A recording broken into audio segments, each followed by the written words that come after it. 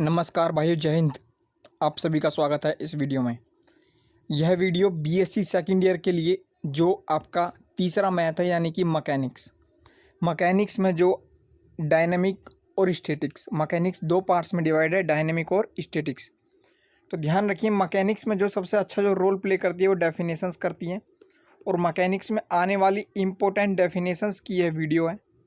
जितनी भी परिभाषा है और थ्योरी बेस्ड जो क्वेश्चंस आएंगे इस वीडियो में मैंने कंप्लीट जो है डायनेमिक, जो 3 यूनिट है डायनेमिक की, बाकी 2 यूनिट जो है स्टैटिक्स की हैं। जो डायनेमिक है, डायनेमिक की जितनी भी इंपॉर्टेंट डेफिनेशंस है वो सब मैं कवर करा रहा हूँ मैकेनिक्स बीएससी सेकंड ईयर के लिए। इस वीडियो को कर लीजिए डेफिनेशन, इस वीडियो से एक भी डेफिनेशन आपकी बाहर नहीं आएगी एग्जाम में।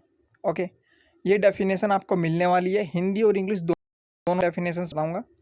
चलिए वीडियो को मैं आरम्भ करता हूँ। वीडियो को स्टार्ट करते हैं। Unit 1 dynamic mechanics BSc second year. सरल हार्मोनिक गति यानी कि सिंपल हार्मोनिक मोशन। पहले मैं इंग्लिश में बता देता हूँ आपको, हिंदी में भी बताऊँगा। तो सिंपल हार्मोनिक मोशन यानी कि the kind of motion in which particle moves in a straight line in such that it's acceleration is always directed towards a fix point whereas the distance of particle from the fixed point is called simple harmonic motion। Note कर लीजिए। अब मैं जब आपको हिंदी के बाद समझाऊंगा जब आपको अच्छे से समझ में आएगी। सरल आवर्त गति वह गति होती है जिसमें जो एक कण है एक सीधी रेखा में इस प्रकार गति, कण यानी पार्टिकल सीधी रेखा में गति करता है, यानी कि particle moves a straight line, तो उसका त्वरण हमेशा एक निश्चित बिंदु की ओर रहता है। Then its acceleration is always towards a fix point, और कण की दूरी के रूप में भिन्न होते हैं और बिंदु सरल गति कहते हैं। And varies the distance particle from the fix point is called simple harmonic motion. वही इसमें कहा गया था the kind of motion a particle move से स्ट्रेट लाइन, एक पार्टिकल जो है एक सीधी रेखा में गति करता है in such way then its acceleration is always directed towards a fix point, तो उसका त्वरण जो है एक निश्चित बिंदु की दिशा में गति करता है। And varies distance fro of the particle from the fix point, तो पार्टिकल की जो डिस्टेंस है जो फिक्स पॉइंट से वो सिंपल हार्मोनिक मोशन वह गति कहलाती है। ओके, अब आयाम की बात करते हैं यानी कि एम्पलीट्यूड। तो एक सिंपल हार्मोनिक गति में, सिंपल हार्मोनिक मोशन में अधिक की स्थिति जो है बल के केंद्र से दूरी को गति का आयाम कहते हैं। अब ध्यान रखिए इसका इम्पोर्टेंट, इसका हिंदी थोड़ा डीप है तो इंग्लिश देख लीजिए। In the simple harmonic motion distance from the centre, distance यानी कि दूरी, जो केंद्र से दूरी, ये याद रखना। सिंपल हार्मोनिक गति में केंद्र से दूरी डिस्टेंस फ्रॉम द सेंटर, ठीक है। तो position of maximum displacement is called amplitude, यानी कि ये ध्यान रखना, position of maximum displacement is called amplitude, ठीक है। यूनिट 2 देख लीजिए। What is terminal velocity.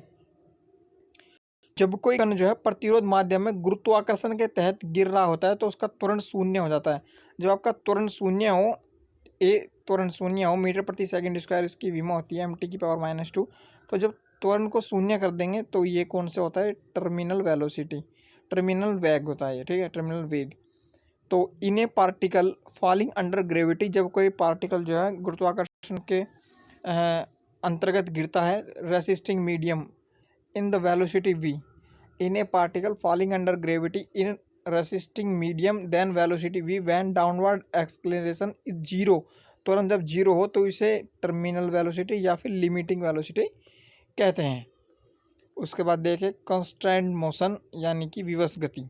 Constraint motion और विवश गति मोस्ट इंपॉर्टेंट है। तो एक पार्टिकल, विवश गति से समझ रहे होंगे, एक पार्टिकल जब एक कण को मजबूर किया जाता है, कंपेल किया जाता है मूव यानी गति के लिए, a particle is move compel to move along given curve, किसके अंतर्गत, एक वक्र के अंतर्गत और पृष्ठ के अंतर्गत। तो a particle compel to move along a curve और सरफेस, देन जो इसकी मोशन होगी वो कहलाएगी कंस्ट्रेंट मोशन। जब एक कण को विवश किया जाता है मूव गति करने के लिए कर्व और पृष्ठ के अंतर्गत, तो उसकी जो गति कहलाती है वो विवश गति कहलाती है। If a particle compelled to move along given curve और surface then its motion is called constraint motion. Example देख लीजिए, the motion of particle in vertical circle, the motion of particle in smooth cycloid. Vertical circle और smooth cycloid इसके example हैं। अब cycloid देख लीजिए क्या होता है। तो एक साइक्लोड इज ए कर्व, एक कर्व ही होता है साइक्लोड, एक curve which is trace out by point on circumference. Cycloid is a curve which is trace by out point on circumference, the circle rolls along fix straight line. तो दो parametric equation है, ये याद कीजिए, exam में आने वाली है। X a theta minus n theta, y a one minus cos theta. तो साइक्लोड एक वक्र है, एक वर्त की परिधि पर बिंदु द्वारा ट्रेस किया जाता है, क्योंकि वर्त एक निश्चित रेखा के साथ लुढ़कता है। A cycloid is a curve which is trace by point on circumference of circle is rolls along fix straight line. Unit 3 आ गई है, define burnt out the speed of rocket. Most important है। तो रॉकेट की burnt out speed किसे कहते हैं, यानी कि the maximum speed get by the rocket when whole fuel gets burnt is called burnt out of speed. ध्यान रखिए, एक रॉकेट के अंदर, मान लीजिए रॉकेट के अंदर फ्यूल है 28,000 लीटर का, तो जब रॉकेट स्पीड पकड़ता है और सारा का सारा जो फ्यूल है 28,000 लीटर, लगभग कितना में हो सकता है, वो जब पूरा का पूरा जो जल जाता है, तब वो कहलाता है बर्नट आउट स्पीड, यानी कि द मैक्सिमम स्पीड, अधिकतम गति जब प्राप्त कर लेता है एक रॉकेट, तो सारा फ्यूल जो है रॉकेट का जब जल जाता है, इसका burnt out speed. Central force और सेंट्रल ऑर्बिट के बारे में बताइए। तो सेंट्रल फोर्स क्या होता है, इसको याद रखना है, जैसे कि LOC, लाइन ऑफ कंट्रोल। तो इस कैसे याद करना है आपको, लाइन ऑफ एक्शन, LOA, यानी कि a force whose line of action, यानी कि line of control, line of action, a force जिसका line of action through fix point, ठीक है, जिसका जिस बल की क्रिया सदैव से होकर जाती है, केंद्रीय बल कहलाती है। A force whose line of action always passes through a fix point. तो वो जो फिक्स पॉइंट है इस कॉल्ड सेंट्रल पॉइंट, और जो है फोर्स है वो कहलाता है सेंट्रल फोर्स आपका। तो ये आपका जो था इम्पोर्टेंट डेफिनेशंस आपके लिए मैं लेकर आया था, कुछ 3 यूनिट की डेफिनेशंस मैंने आपको करा दी है, ठीक है। यूनिट 1, 2, 3 की डेफिनेशन करा दी है मैकेनिक्स की, जो मोस्ट इंपॉर्टेंट डेफिनेशन जो एग्जाम में आएगी, इसका मैं दूसरा पार्ट भी लेकर आऊँगा, ओके। और अदर भी सोशल मीडिया साइट के लिंक आपको डिस्क्रिप्शन बॉक्स में मिल जाएंगे। डिस्क्रिप्शन बॉक्स में आपको Instagram, Twitter, Facebook, Telegram, other सभी के सभी लिंक्स मिल जाएंगे, आप वहाँ से हमें वहाँ भी फॉलो कर सकते हैं। और बाकी मैं आपको केपलर्स के नियम भी मैं स्पेशल रूप से कराऊंगा, अभी वीडियो आपको मिल जाएगी। और आप चाहते हैं इसकी PDF डाउनलोड करना, तो सबसे पहले आपको टेलीग्राम ऐप ओपन कर लेना है।